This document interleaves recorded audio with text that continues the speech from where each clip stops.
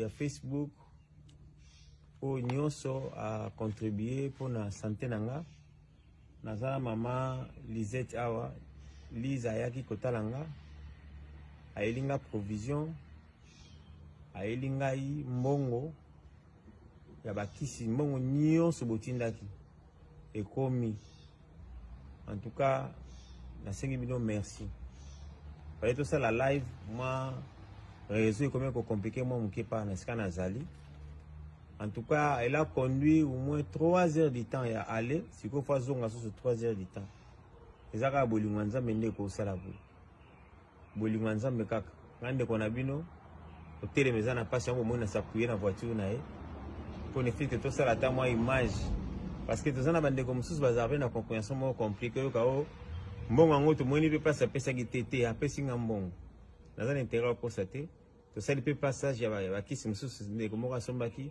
Le premier lot de Jésus, il y a yépé yango les gens bon tout ça la transfert à deuxième lot.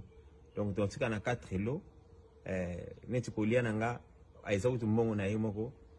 Na yebité d'après ça ko la maman elinga biloko ko lia o na zaki na okutute. Donc elinga ba pondu, elinga ntaba, elinga poisson, elinga execteur. À la place na za ezati. Donc elinga biloko ko lia o ba zo senga na lia pona zo makasi. On a une difficulté, mais il y a un sac à naïf, un sac à l'eau, un sac à semoule. Et ça a monté manzam, monté maman. Merci d'avoir une découverte de Kosunga. Bosunga, merci. En tout cas, moi aussi, merci.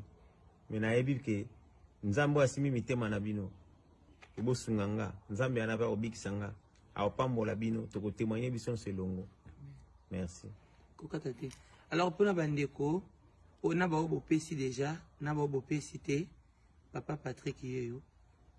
$10 na yo, $20 na yo, $30 na yo. Et ko sunga papa pe naza sir pe naza na kondima. Nzambe o ya lola azanga te ko pambola yo. Donc to continuer ko sunga papa azwa 6 doses wana parce que tant docteur wana lobi 6 aibile pourquoi lobi 6. Donc bo sunga papa Patrick azwa traitement nyonso e ko za malamu mingi. Et merci pour la bande de connaissances pour contribuer qui beau continuer kaka. Et ça la baro bozo tinda chez qui chez Yaliz beau continuer kaka tinda mbongo ya mutu yeza papa na biso azwa kaka traitement. Et si quand mbongo ezo kendele tous un problème te mais mutu yeza kaka azala traité. Et puis ceux qui le lo boyaza traité le coup mozo ngara epanzambe. En tout cas na sepeli comment na papa. Merci de sambela pe mbo changa pe na ba prière. Amen. Tango do sambela ozola la changa pe na prière. Pour mutabiki sa nzambe to komela pe kisi nzambe pe acha loboko na kati ya kisi wana. Amen. Mama merci.